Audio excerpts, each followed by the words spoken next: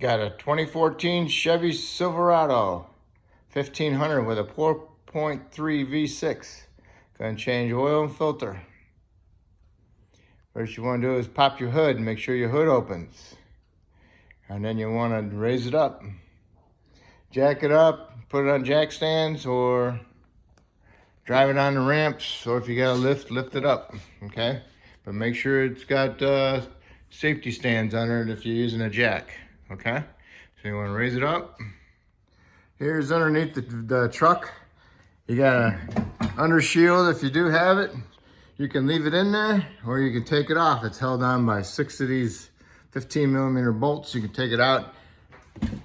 Fairly easy to get to them. Want 2 up there, 2 here, and 2 in the back. The whole thing comes down, and you can look up in there and see what's really going on inside your vehicle. If you got any oil leaks or whatever, okay?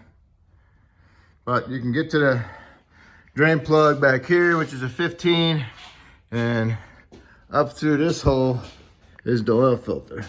So you don't really need to take it down, but I'm gonna take it down.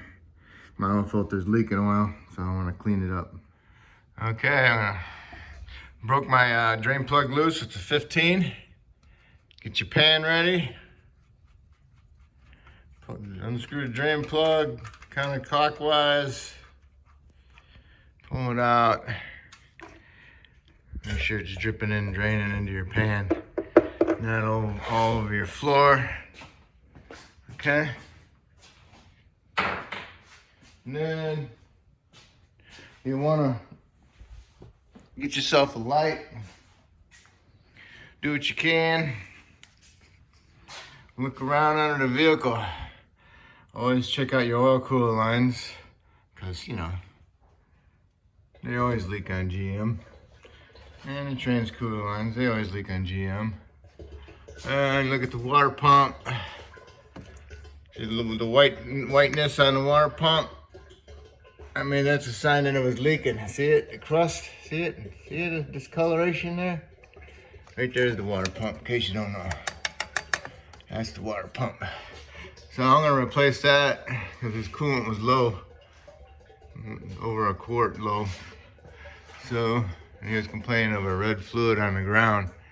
I don't see any other trans fluid leaking really, but trans fluid's not really red. It looks orange because it's old. Okay, so then you just want to go over here and look at your boots and your half shafts. Look at your tie rod ends. Shake your tire right to left. See if there's any play in your tie rod ends. Look at your springs on your struts. Look at your struts. Make sure they're not leaking oil. Everything looks good. So then, too busy talking, missing my drain. Great, gotta clean my floor. All right, so look at your trans. See if there's any leaks on it anywhere. And if you want to check your transfer case fluid, it's an 18mm right here on the top. You take that out, it should come out. But the minimum is a 1/4 inch below the plug hole. Look at your U-joints, make sure you don't see no rust coming out of them. You can grab onto them and wiggle the shaft back and forth like you're twisting it. Look for pinion seal leak. And then you want to check your fluid. You want to take your rear differential fluid plug out. And this one, it's on the back, it's a 3/8. Take it out, it should be coming out a little bit, or it should be the minimum, the maximum of a 1/4 inch below the plug. Check your rear brakes and rear axle seals, see if there's any fluid leaks. No fluid leaks, so we're good. Check your rear shocks. Make sure you don't see no oil buildup on them or dust buildup. If you got dust buildup, I mean it's leaking oil, like that one. Got a little bit of a fluid leak coming down, discoloration, collecting dirt. Okay, so eventually they should get them replaced. Check out your exhaust, make sure there's no big holes. You're allowed to have drains to drain the fluid out, water, because every gallon of fuel you burn, you should have a gallon of water coming out your exhaust. That's what they used to say anyway. So, let it drain, we're letting it drain. Now I'm gonna put the plug back in, okay, because I'm done draining. All right, here's your drain plug. Make sure you got a gasket in there. If it's not in there, it might be stuck on the oil pan. If it's not an oil pan, look in your drain pan. But if you can find these O-rings, you can replace them. But most of the time it comes with the drain plug. Drain plugs are like $6, but always make sure you have one on hand if it's your vehicle and you're gonna change your own oil. Make sure you have one on hand. So just in case you do change your oil and do have a problem with missing a drain plug or the missing threads, okay? Okay, drain plug tight. Remember, it's just going into aluminum. It's like a 14 foot-pound tightness, okay? Now you need to do is your oil filter. Get your oil filter wrench, band clamp, get up in there, through here, through this way, get up on there. Use two hands from over here on this side, push on it, you hold it steady, and then you can turn it and loosen it up, okay? And once you get it loosened up, take your hand up there and spin it. Put your thumb down below so you can kind of like hold it at the same time so you don't allow it to drop down onto the floor and roll across your floor and leaving a nice line trail of oil. Okay, so let that drain for a little bit. Go up there and wipe the surface where the oil filter was, you know, right here. Okay, now you're doing that to make sure that the O-ring from the filter didn't stay up there. And you always just look at the filter to make sure the gasket's still on there. Okay, then when you get your new oil filter, you put some oil on your gasket and then thread it up in there and then tighten it up as tight as you can get it with your hands, okay? Okay, I use NACs on my filters seal, just habit from work. Rule of thumb we got, okay. So clean out the surface for where the filter goes. Nice and shiny, there's no gasket up there and there. Make sure you got threads inside your oil filter. Sometimes they don't thread them. Put it up in there.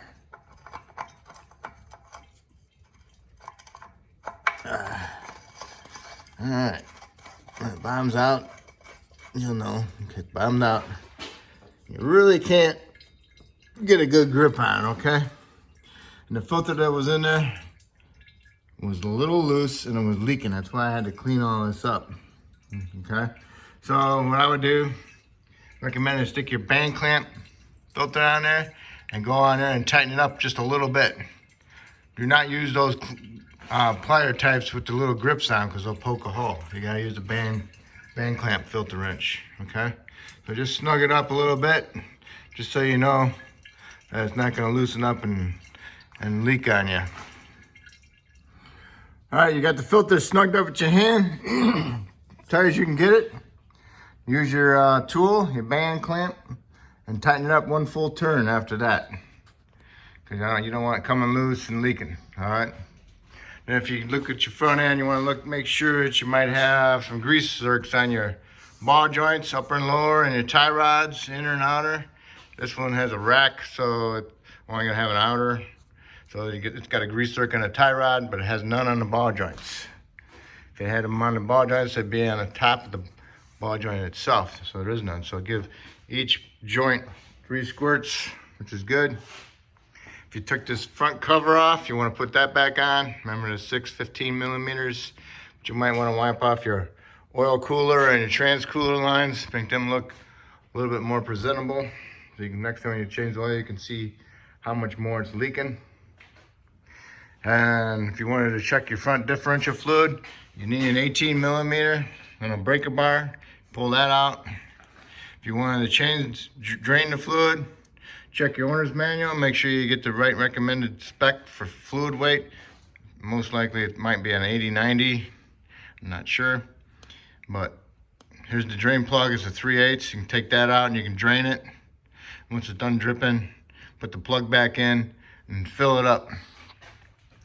And if you wanted to check your transfer case fluid, you need an 18mm socket. There's the fill plug, the level plug. All fluids should be the maximum a 1/4 inch below the fill plug and just dripping out when you take the plug out. If you wanted to change it, you want to pull this plug out and drain it. When it's done dripping, put the plug back in, tighten it up, and then fill it up with your Dextron 6 according to your owner's manual, and then put your plug back in. Rear differential, usually have the plug on the side, and sometimes I got a drain plug on the bottom. This doesn't have any of that. So the plug is on the back, so you want to take this plug out. It's a 3/8 drive. Take it out. Maximum level should be 1/4 inch below the fill plug. Otherwise, it should be coming out when you take it out. You don't want it overflowing out, but you want it coming out. If you wanted to change this fluid, you can take the whole bolts out for the rear cover. Take the cover off, get a new gasket and put it on there. Or you can, if you had a sucker, you can suck it out. If you have an air compressor, you can buy this. Go to Harbor Freight and buy a little sucker and suck it out a quart at a time. They look like this. Okay, it's good for doing brake cylinders. Also, the master cylinder, sucking the fluid out. But once you, doesn't have to be perfect. Get it all out. If you want perfect, then you got to take the cover off. Okay. But anyway, make sure the fluid levels when you put your plug back in, and make sure you do put fluid in. Okay, so you got your front cover on. Down below, cleaned it all off underneath. Okay, I got other stuff to do, so I'm not putting my cover on. But so you're done underneath. You can lower it down. Check your tire pressure according to the door, what the sticker on the door says for tire pressure. And then you'll need to go underneath the hood. Okay, underneath the hood, according to oil cap, 530 synthetic. So first time changing oil on this one, I'm going to start off with 5 quarts, just so you know. All right, so I'll put the 5 quarts in there. And then take your funnel off, put your cap back on and start it, and then double check your fluid level. The dipstick is down there. Get to that in a minute. So now you need to, since you're under the hood, fill up your washer solvent. Check your brake fluid level. Getting low, it's gonna need brakes pretty soon. So what I'll do is I'll top that off a little bit. Check your overflow on your coolant tank. Make sure it's not low. According to my video earlier, this one was low, and changing the water pump. If you wanted to check the air filter, you need the 5/16 1/4 inch drive, long extension. There's 4 of them. 1, 2, 3, 4. And you can pick this piece, air filter cover up out of the way, and you can pull your air filter out. If it's your vehicle, you should always have one on hand. So when you do an oil change, you do have it on hand, so you can just put a new one in. You know, vehicle maintenance is a big thing. That's what keeps your vehicle alive. Then you want to go over and look at your battery cables. Make sure they're not all corroded and nasty. That one looks good. This one looks, I don't like it. All right.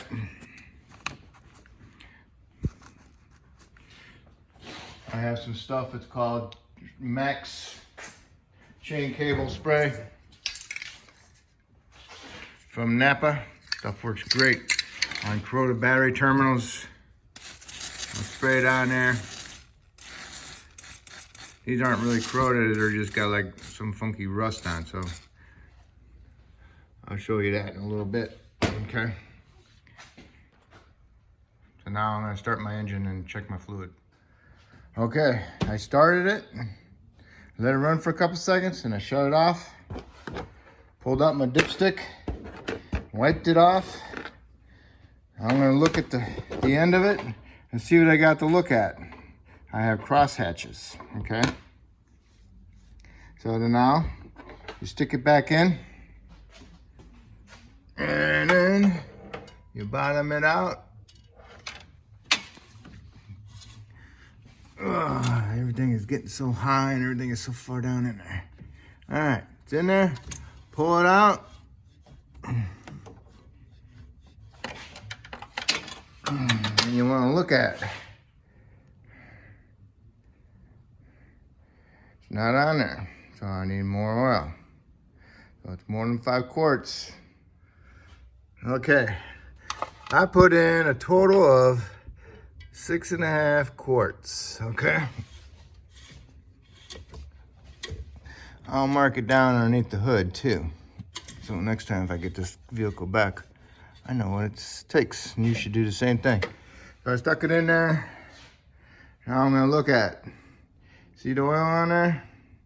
Turn it and see it? Okay, it's in the cross hatches. It's perfect, I like it. Okay, that's that for oil on a dipstick. Okay, oil cap's on, dipstick back in, fluid levels all topped off. Put some lube on my hood hinges, and my latch. And your visual inspection of your belt, which is down in there. You want to look at it with a flashlight so you can see in there. And don't forget an oil change sticker, 3,000 miles. I don't care what they say, 8,000, that's crazy. You know, you want your car to last 3,000 miles. Because these newer engines, even the older engines, they're all very picky. It's a lot of heat inside that engine, so you need to change that oil, because that oil gets baked and it will lose all its additives. So that's it.